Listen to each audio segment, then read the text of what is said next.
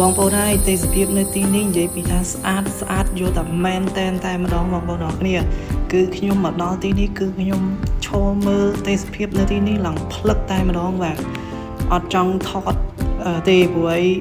ចង់មើលនឹងភ្នែកផ្ទាល់ច្រើនជាងអញ្ចឹងយើងមកលេងទីនេះពេលវេលាក៏មានកំណត់ដែរអញ្ចឹងបងប្អូនអរគ្នាដឹងថាទីនេះគឺជាកន្លែងណាទេ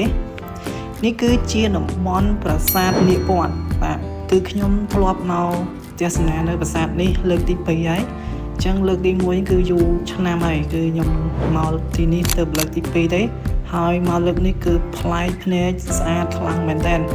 ទេសភាពនៃពីខៀវសង្ងាត់មកនឹងមេសតុំទៀតអត់ក្តៅទេគឺខ្ញុំមកឱកាសប៉ុនអ៊ំទូកបើនិយាយពីក្តៅវា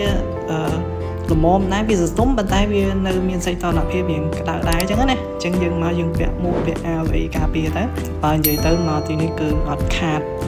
ចំណៃភ្នែកទេបាទគឺស្អាតមកគយគុណហើយមកកូនរបស់ខ្ញុំគឺ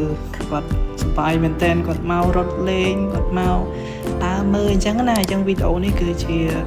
វីដេអូមួយសម្រាប់អនុស្សាវរីយ៍សម្រាប់កូនរបស់ខ្ញុំដែរអញ្ចឹងមកអញ្ចឹងខ្ញុំថតគាត់ជាប់ជាមួយនឹងប្រាសាទហើយនឹងដើរជុំវិញប្រាសាទគឺទេសភាពស្អាតមែនតើអញ្ចឹងសម្រាប់ខ្ញុំចូលចិត្តដើរលេងប៉ុន្តែខ្ញុំក៏ចូលចិត្តថតរូបដែរអញ្ចឹងខ្ញុំឆ្លៀតមែនតើបងប្អូនអរគ្នាខ្ញុំឆ្លៀតខ្ញុំមើលដោយផ្ទាល់ផងខ្ញុំឆ្លៀតថតផង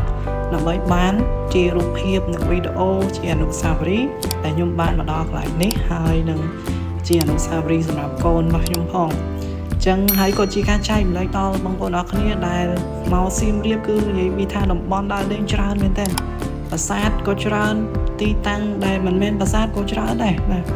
ប៉ុន្តែមកកន្លែងគឺយើងបានផ្តិតយករូបភាពផ្សព្វផ្សាយសម្រាប់ទេសចរក្នុងស្រុកនិង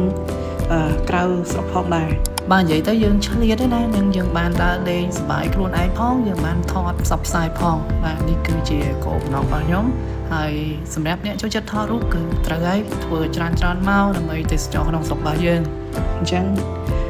វីដេអូរបស់ខ្ញុំគឺមានតែប៉ុណ្្នេះទេបងប្អូនអរគ្នាអរគុណសម្រាប់ការទស្សនាហើយកុំភ្លេចជួយ like ជួយ share វីដេអូនេះដើម្បីឲ្យខ្ញុំមានកម្លាំងចិត្តនិងផលិតវីដេអូចែកម្លែកបន្តទៀតអរគុណបាយបាយ